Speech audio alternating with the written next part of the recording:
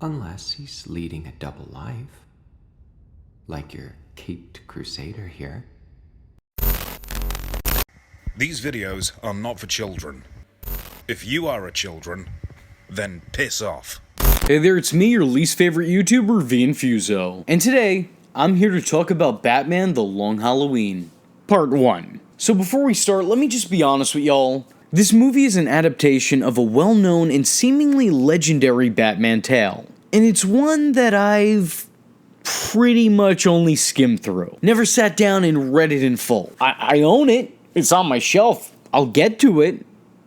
Eventually. But being that the movie is recent and just came out and I sat through it already on multiple occasions, I'm gonna start here. Let's just get right into it. I truly appreciate the blueprint of this story. I love a good Detective Batman arc, because despite being labeled as the world's greatest detective, a whole lot of writers seem to forget that he is one. Guy just shows up ready to throw hands and batarangs whenever. But what I love about this is that the movie shows Batman think things out. We see his premeditated actions as opposed to his impulsive reactions, though there's plenty of that too.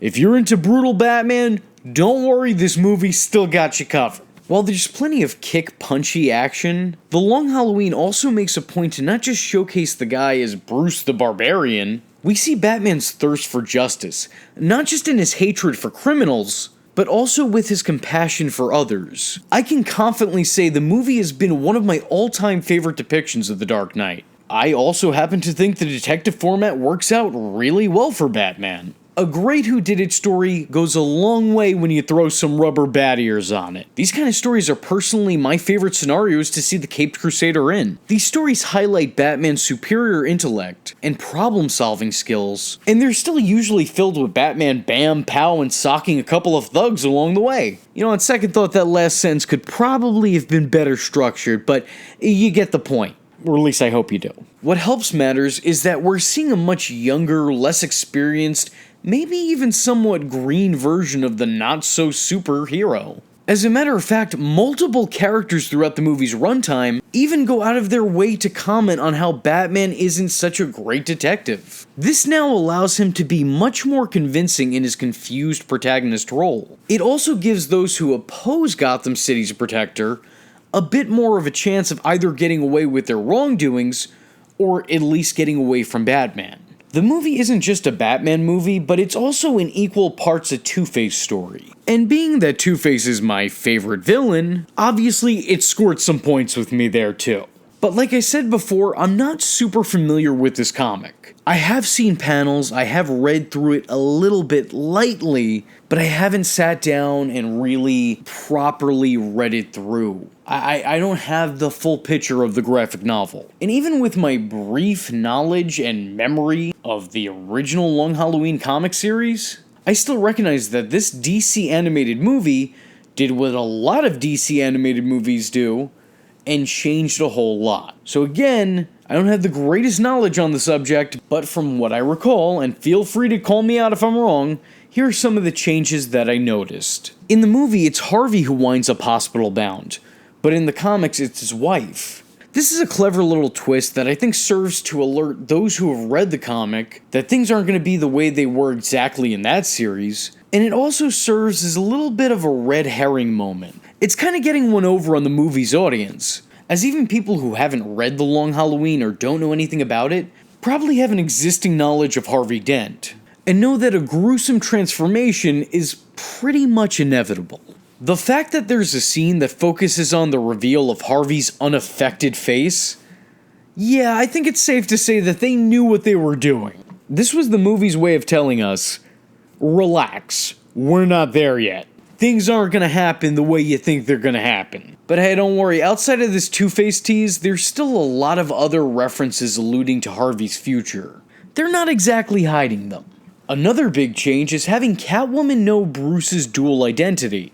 And I have some comments on this one. This wasn't the worst thing to do. It's personally not a route that I would have taken, what with Batman being in his early years especially, but I guess it's okay that they did. To me, and again, this is just my own brain here, this is not set in stone anywhere, but to me, that kind of reveal should come maybe 7 years to a decade after they started playing that whole cat-bat-mouse game. It's just different to see the two acknowledge each other by name in and out of costume. I don't hate it, but I also don't love it. Not something I would have done personally. Interesting to see nonetheless. Poison Ivy shows up for a stinger at the end. And while she was present in the original telling of the tale, her inclusion and intention wasn't revealed so early on in the story. Will this change anything? I don't know! I don't know, probably not, but part of me wonders if they changed Poison Ivy's entrance into the story for the sole fact that they wanted people to get more excited for part 2. Like, it feels like her whole placement in this version of events was solely to get people invested in the second part of it. They didn't want to risk her disguising herself as someone else and end on a nonsense note to hype part 2. The characters also seem a lot more fleshed out than they were in the book. The bad guys are still bad guys, but they don't seem like just bad guys. They seem like guys who are bad. You guys hear that last sentence? I'm paid to speak for a living, and then I come out with some dumb shit like that. I think the movie makes the characters very three-dimensional, despite the fact that physically they clearly are not.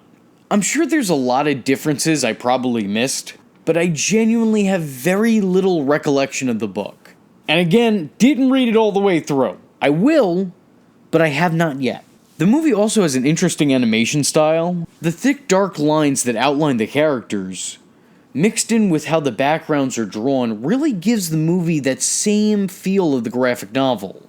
Or, well, at least like a graphic novel, not necessarily the one this is based off of. Because while this is an adaptation of the story, it doesn't often borrow the same visuals from that specific book. The art style here couldn't be any more different, but I kinda think that might be for the better. The art from the Long Halloween comics was bizarre in the best ways. It was unsettling, and the character designs are enough to put anyone outside their comfort zone. It really adds to that grimy, slimy feeling that Gotham City has. This style works great for the story that they were telling, and for the medium that they were telling it in. See, from panel to panel, this really helps emulate just how unsafe Gotham City is. The characters in the book look shady at best, in more ways than one. But I don't know if that would translate quite as well in moving pictures. So this change, to me at least, is definitely a most welcome one. The movie's style somewhat emulates what the panels of a comic book would look like.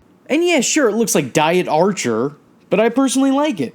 I understand if it's not for everyone, but works for me. In terms of character design, I like almost all of them. Batman looks good, Catwoman looks good, Calendar Man will haunt my nightmares and the nightmares of my offspring for generations to come. I'm not too crazy about Joker's yee-yee-ass haircut, but he's fine otherwise. Nigga. I liked all of them. Everyone except for all of the character cameos in Arkham Asylum. I find myself hating the brief sight of all of these characters. Which sucks, because if I remember the story correctly and they're following that format, we're gonna be seeing a whole lot of them very soon. And I just straight up do not want to. I do not approve. Once the Penguin, the Scarecrow, and the Mad Hatter all look exactly alike. I don't know who asked for that, but it certainly wasn't me. This is something I need to say. The sound mixing here, and mind you, it's coming from me. You guys have heard some of my videos in the past. Not always that great. But the sound mixing is really, really bad at times. In one scene, there's a rainstorm overpowering the characters' voices and making some of the lines completely inaudible. Thank God for subtitles, because I would have had no idea what the fuck was going on. Also, that same storm appears to be raging by how it's drawn. It sounds like it's just a light sun shower with the volume adjusted all the way to 11. I'm not really the type to pick these things up, and if I do, I'm mostly unfazed, but here, yeah, I don't know, man. You guys didn't proof check this. You just put it out. You're like, hey, screw this. We got to get to part 2. I don't know, with the rain overpowering every other sound, I was getting some real Demon Hunter flashbacks. And that's a place I don't ever want to be. One of my biggest complaints is the fact that the movie seems to end seemingly out of nowhere. And that might be because WB decided to take a graphic novel and split it right down the middle. clearly symbolic of one of the story's main characters. It doesn't seem like splitting the movie in half was a necessity. The runtime of part 1 is under an hour and a half, and having it end the way that it did felt entirely unnatural. It didn't make a whole lot of sense narrative-wise. There's no cliffhanger conclusion, there's just events followed by credits. I don't know, just the death of Alberto Falcone really isn't that big of a deal when we've only had 3 scenes with the guy, and one of them he was in the background, and the other 2 he was sniveling. Though, like I said before, there's a pretty dope after the credits stinger that does actually manage to get me hyped for part 2. The problem is, I would have been hyped for the next act in this movie, too, so, what did you really accomplish there? We've got to have money. I don't know, splitting the story in half just seemed really unneeded. Maybe Warner Brothers just started to break out in a sweat when they read the title The Long Halloween. I don't know. Another thing that absolutely needs to be commented on is how good the voice acting is here. The cast all around are fantastic in the roles that they're given. You got Jensen Ackles, who had a small part to play in Smallville and voiced Jason Todd in Under the Red Hood, coming in to play Batman for the first time ever. Not the first time he auditioned, because he was once a dark horse in the running for The Dark Knight in Batman Begins. Jensen plays Batman for the first time to near perfection. There were plenty of times in this movie that I completely forgot that he was cast in the role. He manages to mostly lose himself in it.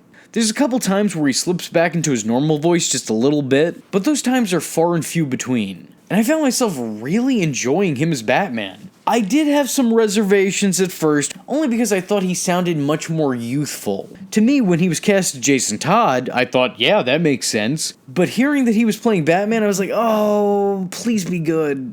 Please be good. And then he gives me this performance where he's not good, he's great. You got Win a Day with Chad Hamilton playing Harvey Dent, and throughout the performance and the way that the movie chooses to portray Harvey, you get a really good sense of this character's dual identity. I honestly would have to rank him as one of my favorite Two-Face performances. He comes across as the confident, charming, prominent district attorney, as well as a troubled man battling his own demons in secrecy. There's subtlety to the way the movie alludes to his identity disorder. He doesn't just drastically shift between 2 contrasting extremes, but instead facial reactions such as small smirks and furrowed brows, as well as a slight change in his voice, are examples of a switch in his personality. Again, really well done. And I wouldn't be surprised if someone who knew nothing about Batman watched this and all of these micro actions just went entirely over their head. It wasn't in your face, it was kind of just lurking beneath. This is also the last performance by Naya Rivera.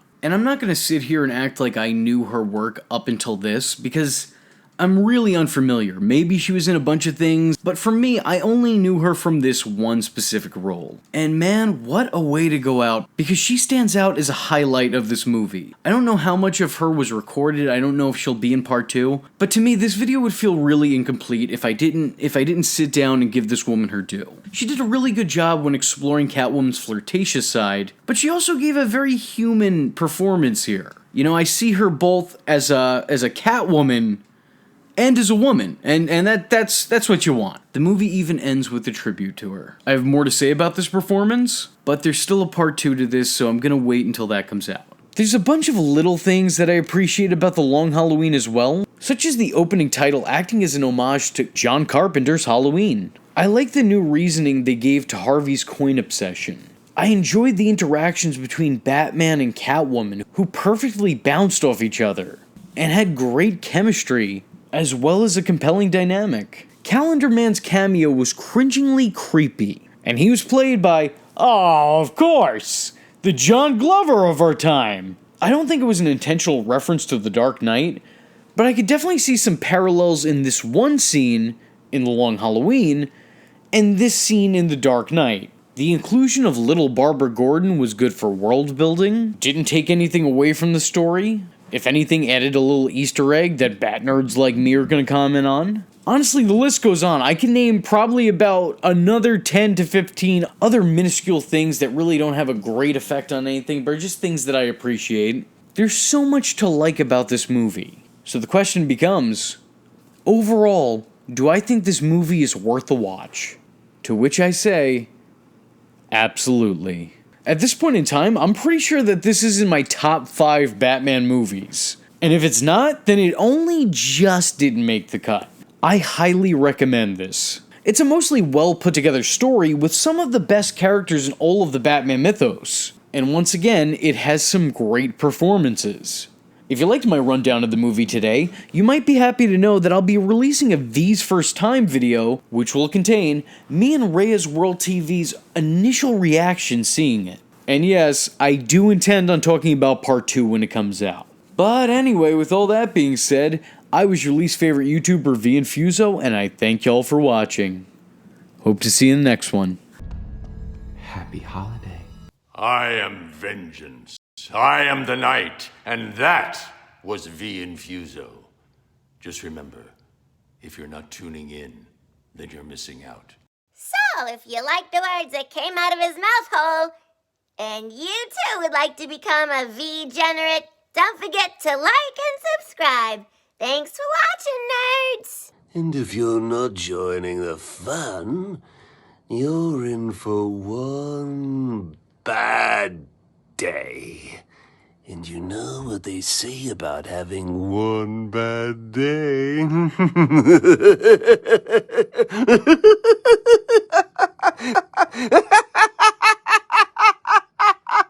Catch him next time. Same bat time. Same bat channel. Ackles, by the way. Ackles. The guy's name is Jensen Ackles. I made a mistake, alright? Is that what you wanted to hear? Is that what you wanted? There you go, you got it. Like, you never made a mistake before. You came and clicked on this channel, okay? I'm not alone in my error, is my point.